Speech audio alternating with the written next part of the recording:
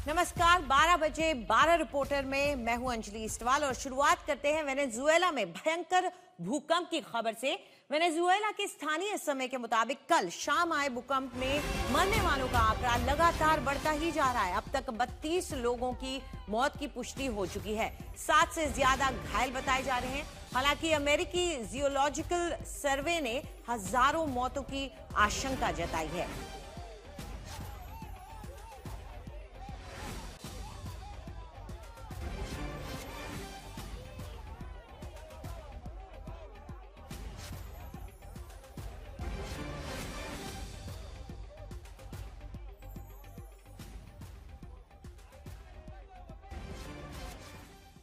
बीते कुछ घंटों के दौरान धरती पर कुछ अजीब हुआ। पूर्वी एशिया से लेकर दक्षिणी अमेरिका तक बड़े इलाके में जमीन कांपी, लेकिन सबसे भीषण भूकंप आया वेनेजुएला में, जहां महज चंद सेकंड के फासले में पहले 7.2 और फिर 7.5 की रिक्टर स्केल पर तीव्रता वाला भूकंप आया, जिसने बड़े इलाके में तबाही मचा दी। ताश के पत्तों की तरह कई इमारतें ढह गई। मरने वालों का आंकड़ा कितना है, ये अभी तक नहीं पता है। हालांकि वेनेजुएला के लिए मदद उमड़ने लगी है। अमेरिका के राष्ट्रपति डोनाल्ड ट्रंप की तरफ से भी कहा गया है कि वेनेजुएला को मदद दी जाएगी। साथ ही पास पड़ोस के मुल्कों की तरफ से भी जो राहत और बचाव की सामग्री है, वो वेनेजुएला इस समय पहुंचाई जा रही है।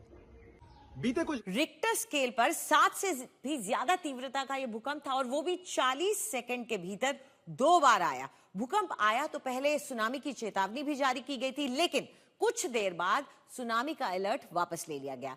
इस पर पूरी जानकारी दे रहे हैं हमारे सहयोगी आशुतोष। चूंकि झटका लगभग 7.5 रिक्टर का था, तो पूरी टर्बुलेंस समंदर में देखने को मिली, इसीलिए ऊंची लहरें यहां पर उठी थी। एक बार को लोगों को लगा क्या ये सुनामी है, लेकिन ये लहरें इतनी ऊंची नहीं थी कि सुनामी की तरह जो 10 से 12 फीट आकर के ये जो शहर के इलाके हैं इन पर प्रभाव डालें। लेकिन चूंकि आप 60 से 70 किलोमीटर पर आपने उसका असर देखा है, इसलिए ऊंची लहरें उठी और समंदर के किनारे वहां पर कई सारे मछुआरे थे और इन्हीं मछुआरों में वो डर गए। देखिए, ये 3 से 4 फीट की ऊंची लहरें हैं, ये उतना नुकसान नहीं करती हैं, लेकिन आसपास के सारे इलाकों जब ये लहरें टकरा रही थी, तब इनकी जो ऊंचाई थी वो 4 से 5 फीट तक जाती दिखाई दी है। तटीय इलाकों को समंदर से कोई नुकसान नहीं पहुंचा है, जो नुकसान हुआ है वो उसके भीतर का है। और इसीलिए अगर आप देखेंगे कि वेनेजुएला को अगर पूरे मैप को समझें तो एकदम बीचों बीच का हिस्सा है जहां पर यह अर्थक्वेक को सबसे ज्यादा महसूस किया गया था। इसीलिए किनारे के इलाके सुरक्षित हैं, बीच का इलाका, और उस वजह से क्या हुआ कि आसपास जो साउथ अमेरिका के दूसरे देश हैं उन्होंने वो झटके महसूस किए, लेकिन वो कम रिक्टर पर थे। वहां कहीं पर 2.5 रिक्टर या 3 रिक्टर महसूस किया गया। इस इलाके को आप देखेंगे तो पानी से कोई नुकसान नहीं हुआ है,